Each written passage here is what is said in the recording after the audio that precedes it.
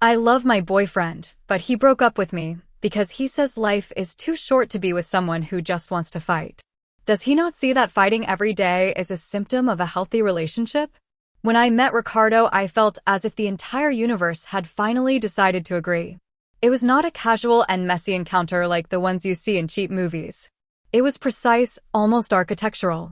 He was like that, a man who left nothing to chance. I remember our first date planned with an attention to detail that might have seemed excessive to others, but to me it seemed like the purest form of devotion. He did not choose a restaurant at random. He had researched my tastes, read reviews, and even considered the acoustics of the place so we could talk without shouting. He was a perfectionist, and his love was an extension of that nature. He wanted to build the best possible life, the best possible moment, the best possible relationship, and I was his most sacred project. In his hands, my life, which had always been a whirlwind of chaotic emotions and disorganized impulses, began to take shape. He was the engineer and I was his cathedral. He helped me organize my finances, rewrite my resume, plan my 5-year goals. Every piece of advice, every spreadsheet, every shared calendar was not an intrusion, but another brick in the fortress he was building around us. We moved in together into an apartment that he designed almost completely, where every object had its place and every corner breathed a calm and order that I had never known. I felt safe, as if for the first time in my life someone was taking the job of loving me seriously, of polishing my rough edges, and seeing the potential of a masterpiece beneath my mess. The people around us saw us as the perfect couple, the gold standard to which everyone aspired, and we were. Ricardo not only loved me, he improved me. His criticisms, because yes, he had them, were always wrapped in an irrefutable logic that they were for my own good. They were optimizations. He taught me how to dress for success, how to speak with more confidence, how to choose my friends better. And I let myself be sculpted because the result was stunning. I felt powerful, elegant, a version of myself that could only have existed under his watchful eye. Our love was not a wild and feverish passion, it was something much more solid, a marble monument built with intention, effort, and an absolute dedication to excellence. Weekends were not improvised adventures, they were carefully selected itineraries of enriching experiences, art exhibitions, wine tastings, getaways to boutique hotels with the best ratings. Every moment was designed to be perfect, to be an impeccable memory. And I treasured that predictability, that wonderful certainty that with Ricardo there would never be a misstep, never a wasted moment. He was my anchor in a world that had always seemed like a furious ocean to me. I loved the way his mind worked, always 3 steps ahead, anticipating problems and designing solutions before I even noticed something was wrong. Loving Ricardo was like living inside a work of art. Everything was beautiful, everything was in its place, and everything worked like a Swiss watch. He adored me not with flowers and cheesy poems, but with acts of service that demonstrated a deep and lasting commitment. He would fix the dripping faucet before I could complain. He made sure my car was always up to date with its maintenance. He prepared balanced dinners so we could take care of our health. It was a functional love, a tangible love. And for a long time I believed that was the only kind of love that mattered, the only real proof that a relationship was destined to last forever. But perfection has a sound, and that sound is silence. An impeccable, orderly silence, but above all a deafening silence. After 2 years, the cathedral we had built began to feel less like a sanctuary and more like a library. A beautiful library, yes, but one where you could not make any noise. Ricardo's optimizations, which once seemed like acts of love, began to feel like a constant hum of disapproval. His suggestion that I take a public speaking course was no longer to help me advance in my career, but a veiled criticism of my way of expressing myself. His insistence on planning our vacations months in advance was no longer foresight, it was a straitjacket for my spontaneity. Calmness turned into routine. The nights of watching series on the couch, perfectly synchronized after a perfectly balanced dinner, felt sterile. There were no arguments, no tension, nothing to break the glassy monotony of our existence.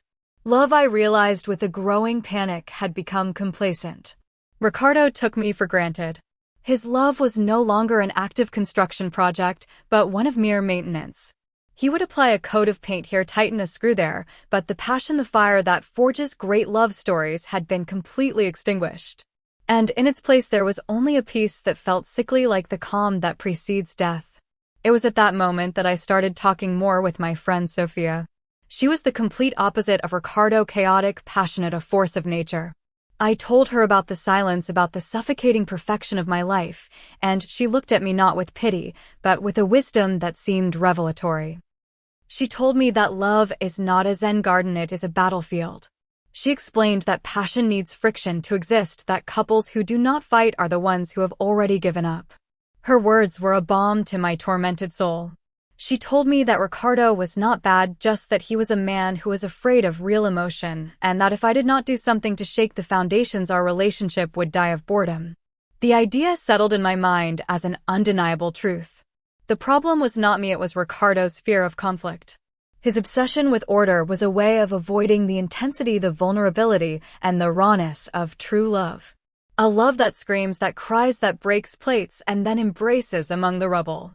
That was the epic love I longed for, the one that makes you feel alive.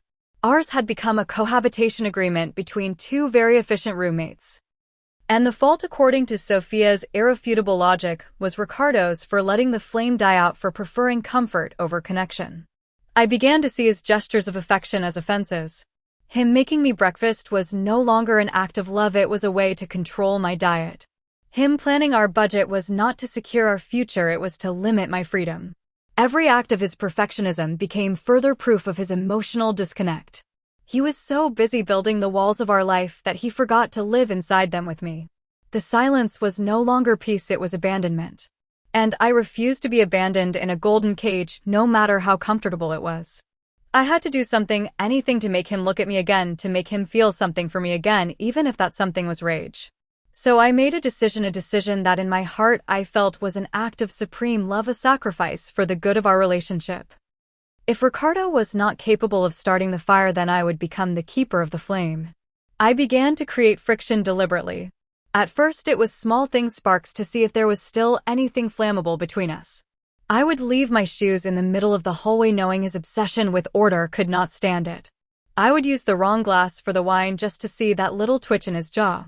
And when he, with his infinite patience, corrected me, I would turn that correction into a personal affront. My internal monologue was that of a martyr. I told myself I was taking on the role of the villain to save our love. I was injecting the necessary chaos, the drama that would remind us we were alive and that we cared about each other.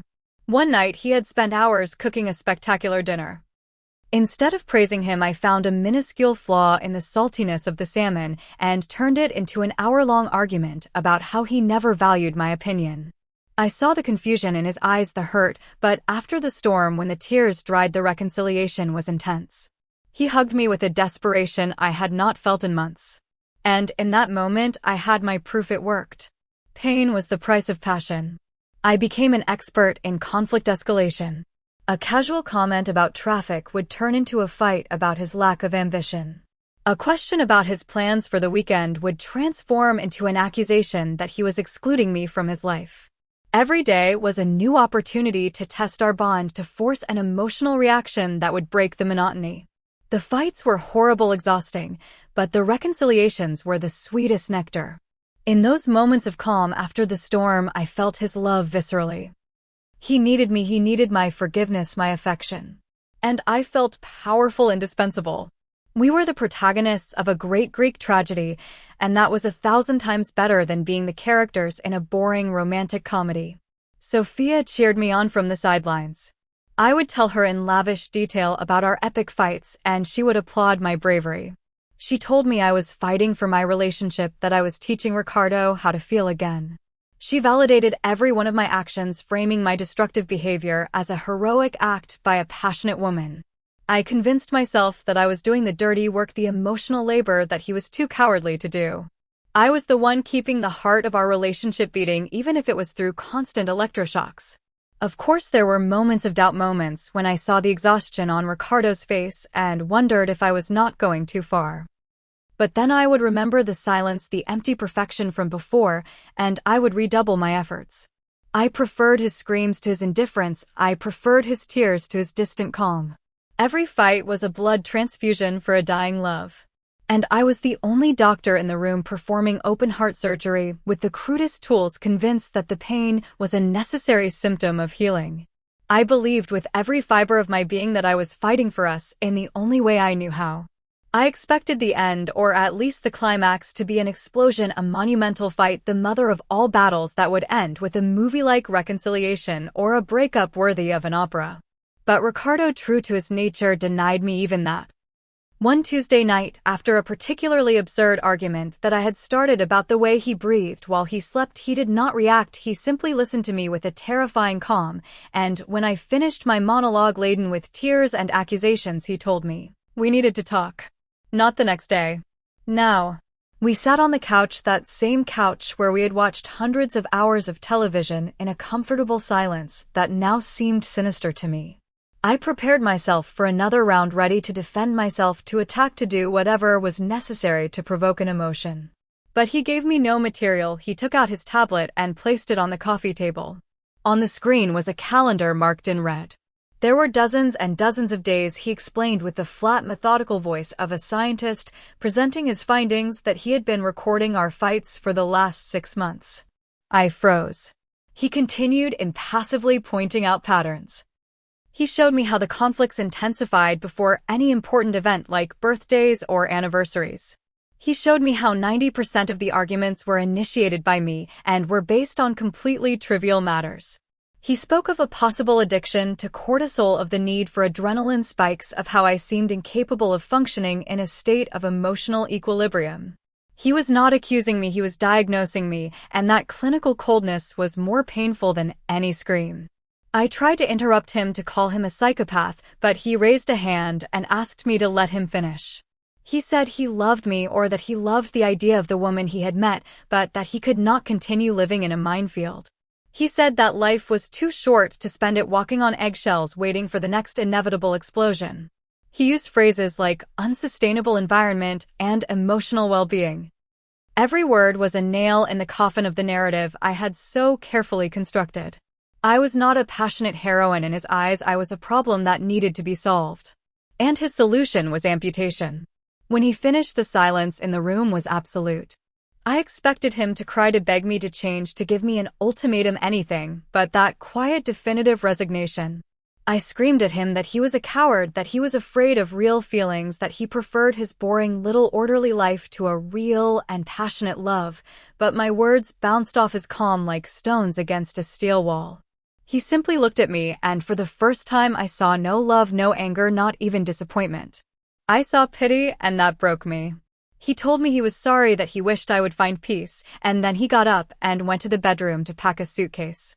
Watching him pack was surreal. He did it with the same methodical efficiency with which he did everything else. He folded his clothes with a precision that turned my stomach. There were no slammed doors or thrown objects, just the sound of a zipper closing and the click of the front door. And then there was silence. The silence I had fought tooth and nail for a year had returned to reclaim its kingdom. And this time it was permanent.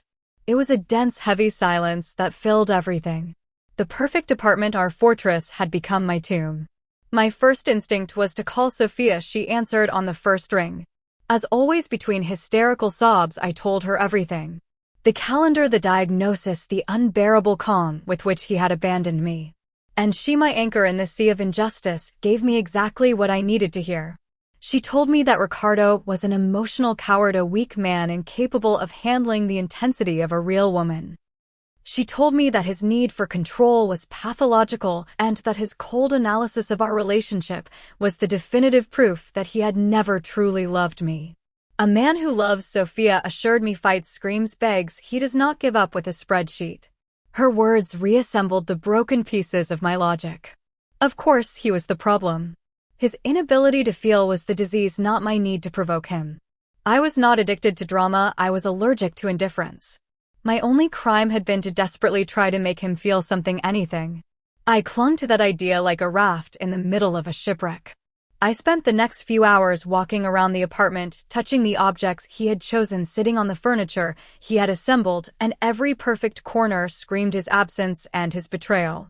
I felt like the protagonist of the greatest tragedy ever told. A woman who loved too hard with too much passion and was punished for it. A Joan of Arc of love burned at the stake by a man who preferred the peace of the dead to the glorious war of the living. The world, or at least my world, had committed a terrible injustice against me. He did not understand that the fights were the pulse of our relationship. Every scream was an "I love you." Every tear was an "I need you." How could he not see it? How could he prefer this sepulchral silence to the chaotic music of our love? And that is why I am here writing this, because I need someone to understand. I need the world to know that my heart is not broken, it is outraged. Ricardo left because he says life is too short to be with someone who just wants to fight. But what he does not understand, what no one seems to understand, is that a life without fights, without that friction that shows you care, is not life at all. It is just waiting to die in silence. Does he not see that fighting every day was not the problem? It was the only solution I had to keep us alive. Comment on the main story. Anonymous User 1. I keep thinking about the calendar part. The guy took the time to collect data for 6 months. That is not something someone who is simply fed up does. It is what someone who is desperate to understand what the hell is going on and probably doubting their own sanity does. I imagine the poor man marking one red box after another, hoping the pattern would break, only to realize it was an endless spiral. I hope he is okay and finds the peace he was looking for. OP's response. And no one thinks it is psychopathic to record your partner's fights. That is not looking for peace, it is building a case, like a lawyer preparing for a divorce, not like a boyfriend trying to save a relationship. If he had used all that energy from organizing his stupid calendar to fight for me, to show me he cared, we would not be in this situation. But of course, it is easier to blame me and play the victim. Anonymous User I perfectly understand what it is like to feel invisible in a relationship and the need to provoke a reaction. I know what it is like to scream just so someone will look at you. That feeling of desperation is real and it is horrible. However, turning your partner's life into a daily hell is not the answer. There are ways to communicate those needs without resorting to emotional manipulation. Maybe deep down you did not want to solve the problem, but simply to feel the power of controlling it. OP's response. Manipulation. Power. Do you really think I enjoyed those fights? Every single one of them left me shattered, exhausted, but it was the price I had to pay. I was the one sacrificing myself, the one putting myself on the emotional firing line so he would react. It had nothing to do with power, it had to do with survival. If you are on a sinking ship, you do not whisper. You scream for someone to help you plug the hole. Anonymous User 3. I am going to be direct. The problem is not that you are too passionate. The problem is that you are addicted to chaos because you probably have no idea who you are without it. You use drama as a substitute for a personality. When everything is calm, you feel empty. So you start a fire so you can feel something and incidentally force everyone to pay attention to you. Your boyfriend did not run away from passion, he ran away from your immaturity and your selfishness. Grow up a little. OP's response. How easy it is to judge from the comfort of your gray and boring life. Forgive me for not wanting a relationship that feels like an appointment with an accountant. Some people need to feel to live, to experience the full range of human emotions, not just the pleasant and comfortable ones. If that makes me immature and selfish in your eyes, then I will wear it as a badge of honor. Go enjoy your peace and your silence. I would rather die on my feet than live on my knees in a colorless world. Update 1. A month has passed, a month of this thundering silence of this apartment that feels like a mausoleum. At first, I followed Sophia's advice to the letter. She told me Ricardo was just in shock, that he needed a jolt to realize the monumental mistake he had made. She assured me his calmness was a facade, a defense mechanism, so I decided to help him break it. I started with text messages, not of pleading but of a tragic beauty. I sent him fragments of poems about lost loves, photos of the places where we had been happy, reminders of the intensity we had shared and that he had so stupidly discarded. The response was radio silence, not a single red receipt. He had clearly blocked me. Far from being discouraged, this seemed to me a sign that I was affecting him. Blocking was an action, a reaction. He was feeling something. Encouraged, I raised the stakes. I called his mother, a sweet woman I had always gotten along with, and I told her, my voice choked with pain, how worried I was about Ricardo's emotional state. I told her I feared he was repressing his true feelings and that it could be dangerous for his health. Of course, I did not mention the calendar or the fights. I just painted a picture of a confused man who had fled from a love too big for him. That tactic also failed. His mother was polite but distant and told me that Ricardo had asked her to respect his decision and his space. His space, as if I were an intruder and not the love of his life. Frustration began to consume me.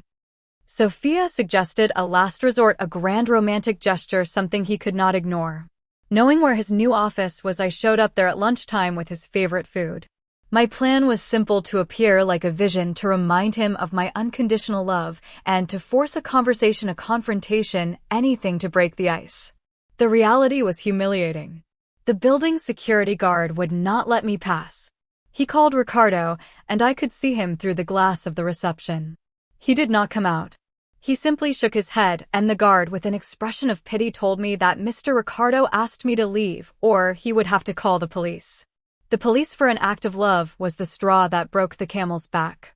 I stood there in the middle of the lobby as people walked past me, and I felt completely stripped. Not only had he abandoned me, but he was treating me like a criminal, like a crazy person. My narrative, which was once that of a tragic martyr, soured. The pain turned into an icy rage. It was no longer about getting him back, it was about making him understand the damage he had done to me. I went back home and started writing a very long email, not to him, but to his closest friends, detailing my version of the story, explaining how his perfectionism had suffocated me and how his emotional cowardice had destroyed the most beautiful thing we had. My goal was no longer reconciliation, my goal was justice. I wanted his world, that orderly and perfect world he valued so much, to know that its architect was a fraud. Comment on the update. 1. Anonymous User 1. Wow, you really do not understand the word boundary, do you? Showing up at his work after he blocked you is not a grand romantic gesture, it is harassment. And contacting his friends and family to slander him is just vengeful and cruel. Every action you describe only confirms that he made the right decision. You are not fighting for love, you are having a tantrum because you lost your favorite toy and you cannot stand that he is moving on without you. OP's response. Harassment. Slander. Such ugly words to describe someone who simply refuses to be erased from the story. I am not a chapter he can just close and put on a shelf. I am the co-author of our last few years, and I deserve to have my voice heard.